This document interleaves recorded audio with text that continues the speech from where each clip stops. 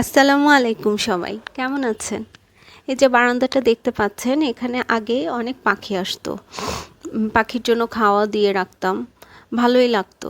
কিন্তু রিসেন্টলি নিচে কনস্ট্রাকশনের কাজ শুরু হয়েছে। এখানে কিছু বড় বড় গাছ ছিল, গাছগুলো কনস্ট্রাকশনের কারণে কেটে ফেলা হয়েছে। তো ভাবছিলাম কিভাবে কি করা যায়, কিভাবে আবার পাখিগুলোকে আনা যায়। পাখি আসা বন্ধ হয়ে গিয়েছে, তাই ভাবলাম একটা নিমের ডাল সেট করি এখানে।